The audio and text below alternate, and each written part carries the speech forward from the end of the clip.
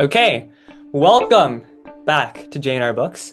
Today we have yet another special guest joining us today, a relative of mine introducing Sam Lee, everybody. Hello, thank you. Hi, I'm Sam. I am indeed Jamie's cousin. I studied international relations in LSE, it's a university in London. I'm currently preparing for my master's. I'm preparing to go back to London, and I am glad to be here. Thank you for having me. Thank you. Yes, you can tell by his British accent that he indeed has studied in London. I think it's the first British accent speaker we've had on the channel. So, I mean, Definitely. great to have you here today, Sam. Thank you. Right, so the book we are doing today is Sapiens by Yuval Noah Harari. Very famous. I'm confident that very few of you have not heard of this book.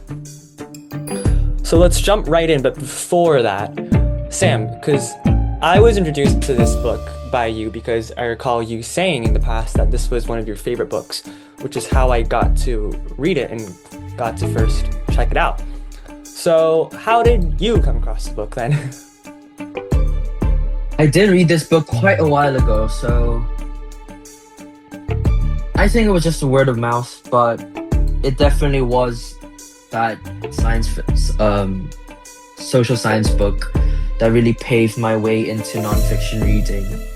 As famous as it is, it's quite a lengthy book, and I think many other famous nonfiction books that are quite lengthy are as are told a lot about, but also at the same time, people don't really read it Hmm. fully. But I think compared to the other ones, Sapiens it is quite long. It's quite easy to follow. There's some humor in it, and the way Yuval Harari writes is very interesting. He doesn't bombard us with difficult statistics and big words. He tries to keep it simple, but also covers a vast amount of human history. So I think it was one of those books that really um, opened my way into reading more nonfiction. So yeah. Right, right. I do think that he used like a lot of analogies in this book. Like it's very Mm, simple, yet it's kind of it pierces the heart of like the truth or whatever he's trying to tell us. It gets the mm, message across. However, some people might say, "Oh, whatever, it's analogies." Kind of might seem unprofessional at first glance, but no, it's really not. It's more like getting right to the point in such a direct way. Like I agree. not confusing us with any difficult big words. Yeah, it's a very direct book, if I must say so. Yeah, Hmm. I definitely agree. And although, unfortunately, I didn't finish the entire book, Yes. I watched like a lecture, not really a lecture, like a video of the author Harari, speaking about the writings of it, that this book contains, and I can also I can see where you're getting all this information from, because like the way he presents it verbally is also direct. He uses a lot of analogies as well in his lecture, and he also like he didn't use like too complex words, so it's also like incredibly easy to understand.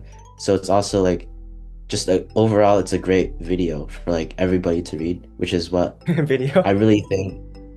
I mean, yeah, this Sorry. great great book and video. Like, I mean, you read the book, but you can watch the video. You can listen to his Great lecture as J&R well. Books video to watch. That's what it is. Yeah, yeah,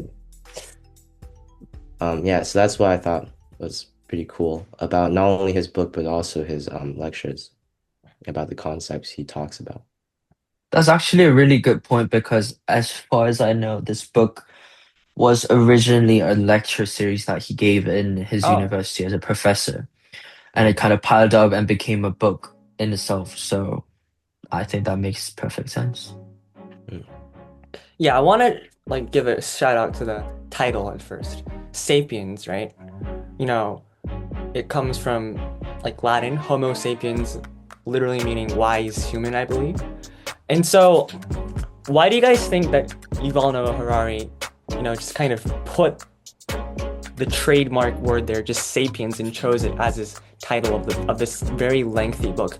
Of course, I mean, you can say it's because of it's a brief history of humankind, but at the same time, why do you think he chose his specific title? And I wonder, is it perhaps kind of to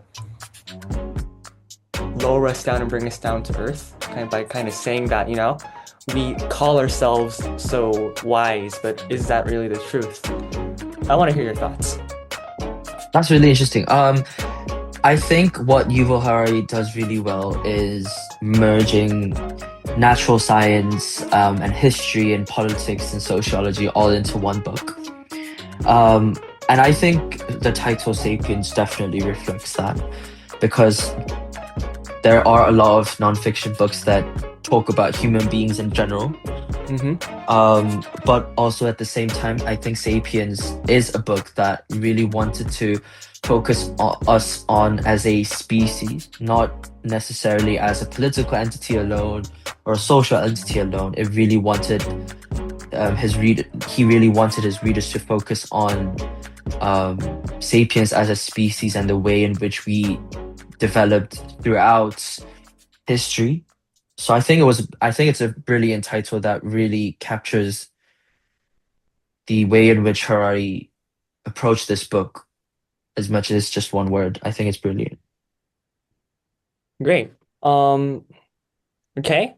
So I want to start kind of, picking into different points of the book that I myself personally found quite interesting.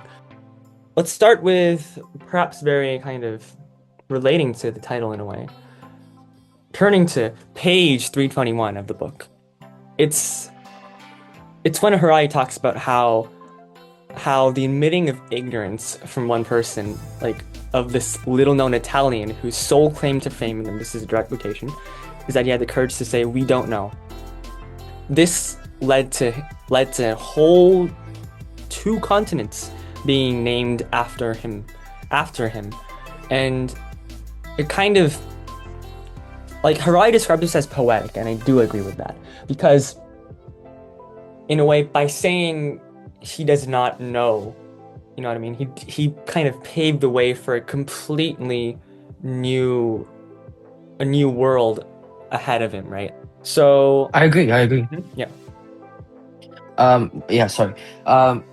I think if you had to summarize this whole book into a few words, I would definitely use the word cooperation and communication, and also imagined reality, which is repeated throughout the entire book, obviously.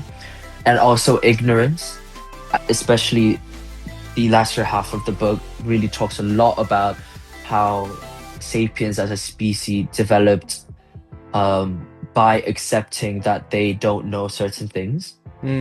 But also at the same time, I think that understanding and acceptance of ignorance also meant that we developed as a species because we had the desire to know more and to desire to discover more and to develop.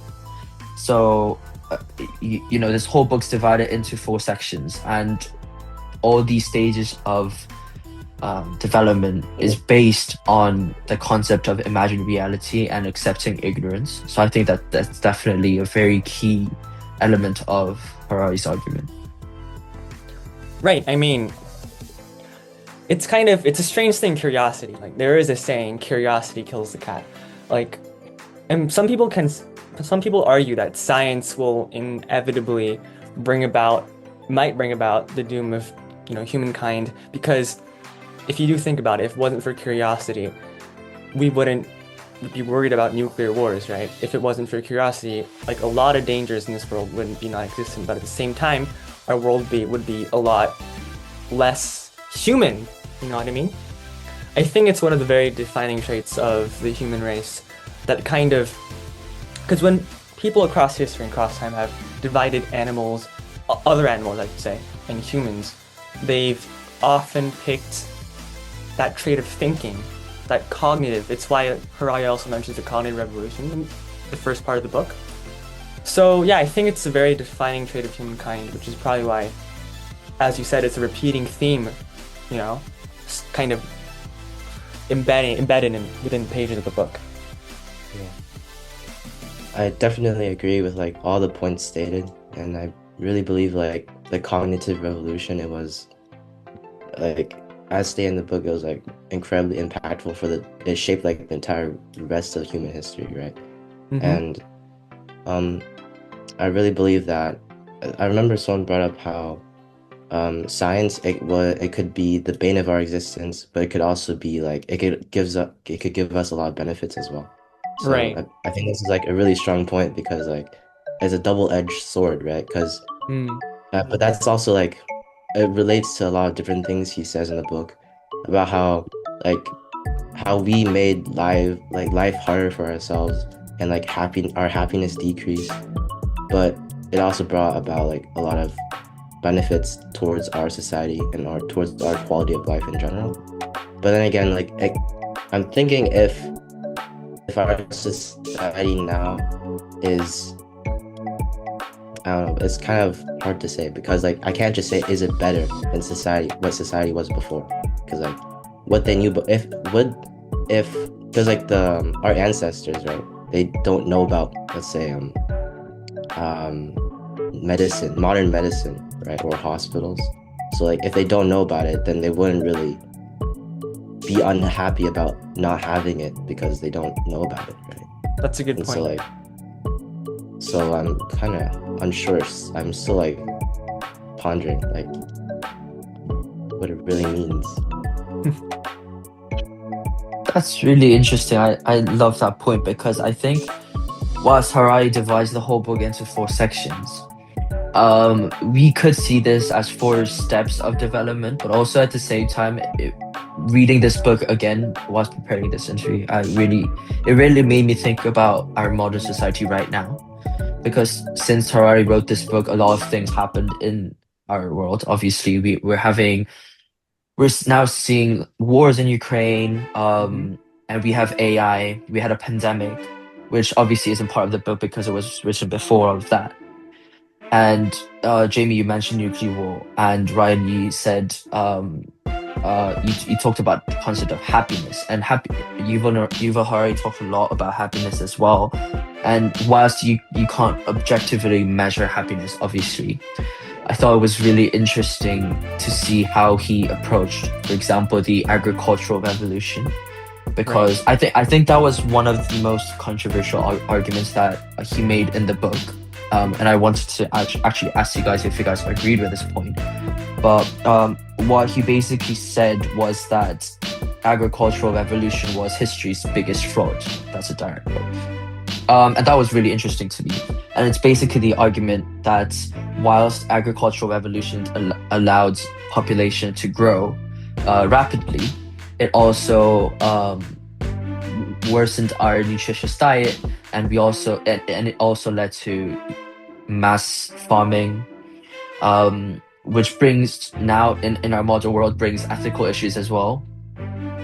Um, so did you guys agree with the part that agricultural revolution in itself had its pros and cons, and it's still having its effect in our modern society right now? I mean, going back to what Ryan said earlier, because Harari describes the agricultural revolution as a trap, right? Once the trap is closed, once the population has drastically increased, there's no going back, simply because when the population has bulged so drastically like this, like farming, of course, is simply a better way of living, only if the population is this large, right? So I don't think we can really objectively, like, purely objectively look at the agricultural revolution and say, did it help us or not? Because Mm. in our standpoint, of course it did, because like without it, like, I mean, probably like half of us wouldn't be alive, right?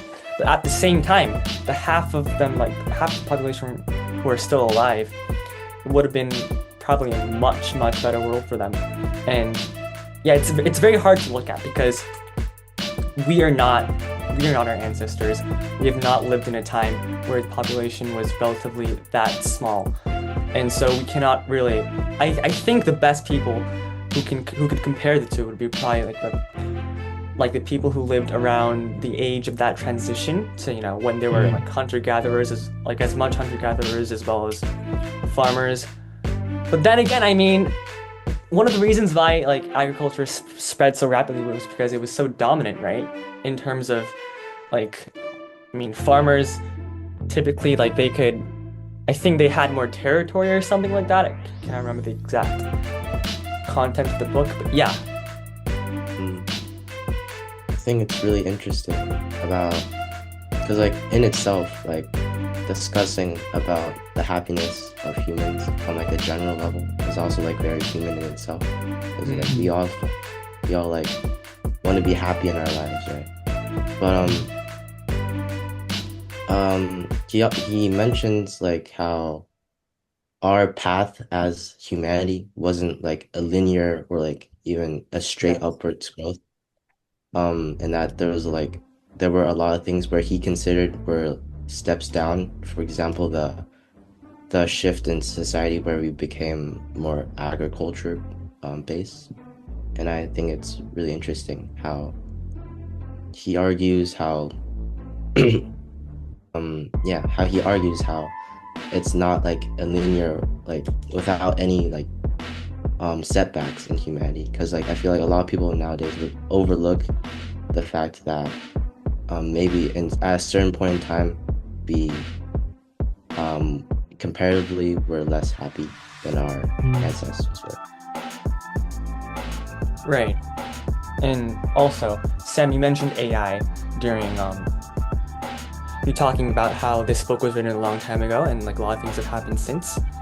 But I do want to bring up to me, the astonishing prediction in a way of Harari, because when I turn to page 352, he talks about how banks and governments are pouring cheap credit into everything, like just hoping that scientists come up with something like innovating and revolutionary. And I can't help but think that's what's happening right now with the whole AI bubble thing, you know? Because it's like we're all being hustled along so quickly with all these, you know, big tech CEOs and everybody telling us this is the dawn of a new world, AI is the new fire, like things like that. And it just leads me to wonder, is that really true, or is it just like a way to kind of, once you've started building up the hype, you can't not stop building up the hype, because otherwise the pure economic damage would be, I mean, considerable, right? So, because yeah, I think it's really astonishing how Harari has managed to just predict and pinpoint that kind of thing, which is really happening. I mean, this book was written in like what, 2012 or something like that. Correct me if I'm wrong.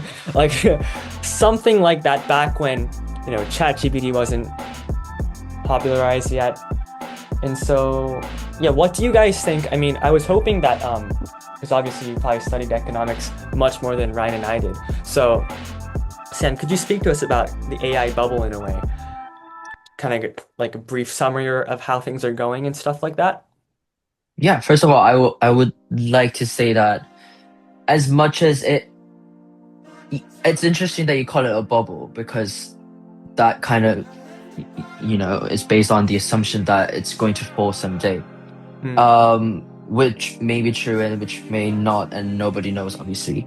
But also at the same time, you know, our desire to, you know, predict the future and try to find out, oh, is AI going to make us more successful or less successful? Are we going to lose jobs or gain jobs? Or are we going to be happier or less happy? I think that in itself, as Ryan said, is also a very human thing, because nobody can successfully predict the future, obviously. Even though we developed AI, we obviously have no idea what the future will be. That being said, I think to answer your question, I would recommend you Harari's most recent book, Nexus. Nexus is, to me, it felt like a continuation from the book Sapiens. And Nexus solidly focuses on the subject of AI. And Harari takes a very critical stand on the development of AI. So to make it brief, to cover the more positive side of the argument, a lot of people say that AI, same as the way internet developed or new transportation and before developed, AI will be a new technology that we will soon get used to and will make our lives much better in the future after some turbulences.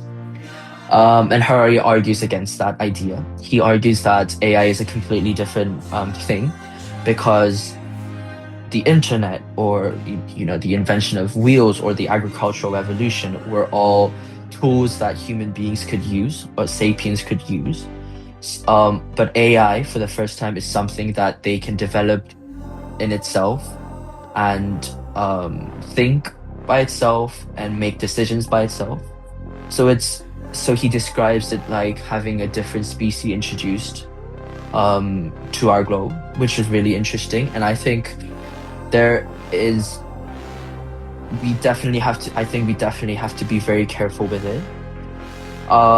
And because Jamie, you mentioned economics, a lot of corporates, and there are a lot of businesses that focus now on AI and other things like cryptocurrency that roughly links to AI as well, maybe.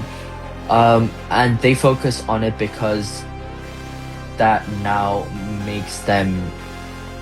gives them more money right now. Sorry. So that's a very smart choice to make as a business model, because that's the hot topic right now, and everyone's interested in it, and everyone wants it to be developed more. But also at the same time, we have to remember that these corporates aren't making decisions to improve humanity. They're trying to make money. So this also means that they're not necessarily questioning the morality behind it or the ethics behind it.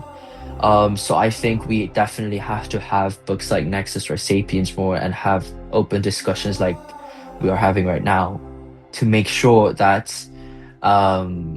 we take the right path, if that makes sense.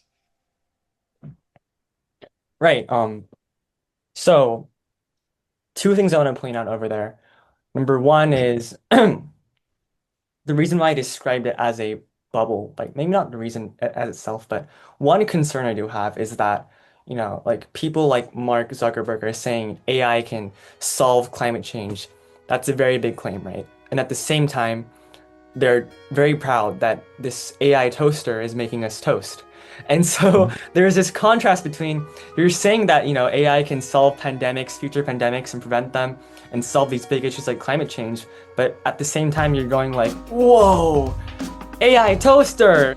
It seems contradictory, you know what I mean? It's like, you're saying you're hyping this up so much, but right now you're hyping toasters up as well. So, I mean, when is AI actually going to go to those problems that humans can probably are going to be worse at solving in a way, hard to solve than AI? Because this is quoting a show called The Daily Show, because they're saying, AI, we've got toasting. I mean, we got toast, right? You go take on climate change and go do those bigger things. We've got toast. And we've got all these kind of, daily kind of, small little things. So that's my point number one. And number two, speaking of money, taking on a different topic over here, I'm not sure if Harari discussed this in detail, but I do want to put into question the kind of the pros and cons of money itself, because obviously, I mean, right now it's the clearest way we can see for trade, right?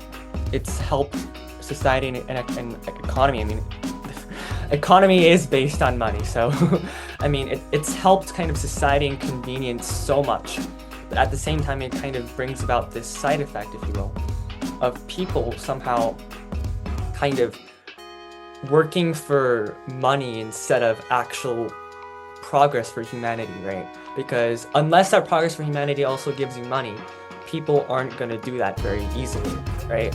So just about those 2 points, what do you guys think? I think to answer both of your questions, first of all, to answer your first question, nobody knows. And people who claim that, AI will do this or do that, it's impossible. Oh, bye-bye. It's impossible to predict the future. As much as we would love to predict the future, that's impossible. So nobody knows. For example, Harari in his book at the first section, he talks about gossiping and how language evolved as a way of gossiping in our history, and how It made me think a lot about social media because yes, communication and connection and cooperation made us develop, but also at the same time that led to social media, which is a very effective and amazing way to connect with different people on the opposite side of the globe. But also at the same time, it led to many different problems that we obviously know right now. So nothing's perfect. Everything has pros and cons. Um, and that's going to be same with AI. And that's why I said before that we really have to have a lot of open discussions about the path we're taking with AI. And about money, um, Yuval Harari on his third section argues that um, humanity developed through monetary order, imperial order, and religion. And that goes back to the whole concept of imagined reality as well. And it's basically the idea that humans create this imagined reality that to me at the time seems solid. For example, we replaced monarchy with democracy, and for a very long time we thought democracy will be the successful political ideology that stays with us from now on forever. But now, obviously, in our global society, we're seeing a slow decline in people's trust with democracy. And that's same with money. We thought we developed this imagined reality called money and currency, and it's successful, it's effective, and it's gonna stay with us forever. But now we have this thing called cryptocurrency, and that's a completely different story. So I think that what this whole story teaches us is that nothing stays with us forever, and nothing is static. Everything that may seem, inevitable and forever never stays there unchanged. Um, and that's why, yes, our modern society can't operate without money, but also at the same time, the way we treat money and the way we operate using money is changing rapidly now. So I think, whether that be AI or money or anything else, that's the whole lesson that Harari was trying to teach us throughout his book in Sapiens. Yeah, about black and white. I said black and white too many times now. Yeah, the point I was trying to make was that I think now we really have to accept that nothing is black and white, and we have to go beyond the arguments and try to understand the gray area and accept that a lot of things operate in that gray area. Right.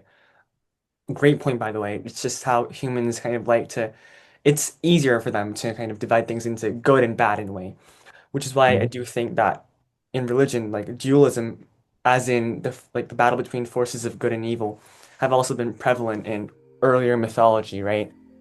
Yeah, moving on to a different topic, I want to bring up economics and zoom in more into that in detail. Okay. Because just one word, capitalism, right? We live in a capitalist-dominated world right now. It's kind of like, in a way, similar to democracy, how perhaps maybe it is the worst option, the worst monetary system, other than all the others. But then, I don't think I've actually understood the real concept of it, because when I was reading Harari's section about Harari's chapter on capitalism, he mentioned how the whole, in a way, philosophy of capitalism is that, being greedy is good, because when you are greedy and you want more money, you invest more in production. That means more workers are being employed, which means community in general is getting wealthier, right? Which was it's clicked inside of me, because I've always wondered why, people like Elon Musk and all these other big tech CEOs, not just big tech, but just big CEOs, why they are, because they seem especially profit driven, right? Yet they are some of the richest people in the entire world. They are the richest people in the entire world, in fact. And so I've always wondered, why do they want more money? I've thought simply maybe it's just kind of the more you have, the more you want kind of thing. But when I was reading that section, I was like, do they think themselves perhaps as kind of mini saviors of humanity? When you just look at Elon Musk, he's he's going on and on about low birth rates, and he's been donating his sperm to like I don't know since when, but he's been doing a lot of that, and also like he's been talking about bringing humanity to Mars as well. So I'm wondering whether these CEOs kind of view themselves as the front runners of humanity. I mean, in a way, of course, they are, right? They're leading the technical revolution, and but do they really view themselves morally, ethically as good is my question, like good in quotation marks. Right. That's a very difficult question to answer. Let me think about that. I guess this really goes back to Ryan's point about happiness. Hmm. Um, does money make you happy? Does being successful make you happy? Does having a successful corporate makes you happy? That's very difficult to answer. That's going to be different for everybody. And at a certain point of time, it might make you happy, but also in the future, it might not. So it, I'm just repeating myself now, but I think this might be a very unique characteristic of corporations and companies and firms in America, but they are very public driven. So the way that, especially their owner is perceived by the public is very important, and what they say and how they dress and how they speak it is very central to many of the firms that are operated there. Um, I'm not an expert in that field, but I would say that um, those might be based on the belief that developing a monetary success leads to development of humankind, which leads to happiness. And it's a very linear and very simplistic view. And it goes back to my whole argument that they want a black and white answer. And I think people, not to name drop any specific corporates, but I think someone like Elon Musk is definitely not someone who accepts the gray area that I was talking about. And I would definitely recommend Sapiens to Elon Musk on that matter. But yeah, I didn't really answer your question, to be honest, but that's what I think. That one was like a great answer in my opinion. Um, I think this goes back to the idea of black and white. When it comes to Christianity, for example, we always say, oh, does God exist? Is there heaven or not? Was Jesus real? And as much as I would love to know the answer to those questions, we will never find out until we die. We have to die to find out if there's God or heaven, right? okay, that's very interesting. It's really fascinating because it seems like for you, it's like for like you can correct me if I'm wrong, but it seems like you're kind of leaning into this skepticism kind of view, as skepticism as a philosophy, if you will, because you're kind of saying Maybe. we're never going to find out until we die, right? But I mean, I do want to point out that because there have been there have been lots of endeavors on this matter, right? I think perhaps because my thoughts are jumping around here and there, but if I can talk about like science, philosophy, religion, they all have a common root, common beginning. That might be argued as curiosity, right? And philosophy in particular has been concerned with answering these big questions and kind of saying that its premise is basically, and science to religion too, I guess, is that we can know the answers to these questions. And I think when skepticism is put into the picture there, it kind of ends the discussion because it's kind of like the philosophy ends over there. It ends right there because there's not much more to talk about. And because, I mean, personally, I guess you can tell from the way I'm speaking, I do harbor the view that it doesn't require death necessarily to find out the answers to those questions. So I do want to hear your argument more in detail. I'm quite interested by that point of view. I disagree that skepticism leads to the end of an argument. Okay. Because I think rather it leads to us asking better questions, if that makes sense. Okay. Let's go back to the idea of Christianity, for example. Um, God, not Christianity in itself, but God. Um, some religious people will argue that God is real. Uh, and people that are not religious will argue that God is not. And they will always argue and they will always fight, and the division will always be there. And if the argument stops there, they will never be merged. They will always stay divided, right? But as someone who says that I don't know, my answer to that question would be I don't know. Agnostic. There's no way for maybe. Um, and I would add to that by saying that rather than asking if God is real or not, the better question is why did people decide to believe in God? Why did people create this imagined reality of religion? And that goes back to the whole book, the whole argument that Harari makes in *Sapiens*. And I think Harari was trying to do that in this book as well. He wasn't trying to tell us and give us an answer, but rather he was trying to make us understand why human beings needed this imagined reality of religion. Um, and I think it's the same with politics or money.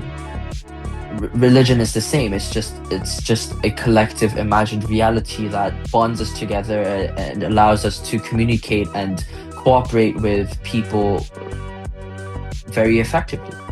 So I think that's a much better question to ask, if that makes sense. All right, great. Ryan, you're back finally. Anything you want to add? You know, because Yeah. So I kind of got dropped off in the middle of nowhere. So I don't know what's been happening. So yeah, I came into this meeting. This specific meeting. Like, there's zero idea what's going on. But from what I've heard, it seems like you guys been talking about how us how like imagined like ideals can shape our reality, like through like the words and the storytelling of individuals, right? Um,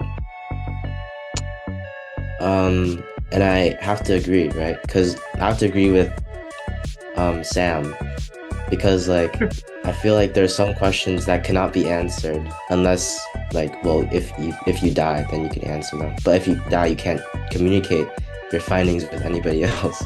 So like, yeah, so I feel like there's just better questions to ask. So like, instead of pondering like whether or not I can't really think of an example right now, but yeah, there's just a lot of, it's not necessarily bad to think of these questions or try to solve these questions as well, because there's no such thing as a bad question. But yeah, I feel like it's interesting because it's also really subjective as well. It's subjective to what you personally want to find answers to and what you personally feel connected to, so you want to find those answers to those questions. Yeah. Just to add on that, to ask why is this becoming such a massive point of conflict? Why is this creating so much division? That's a better question to ask. Same with religion.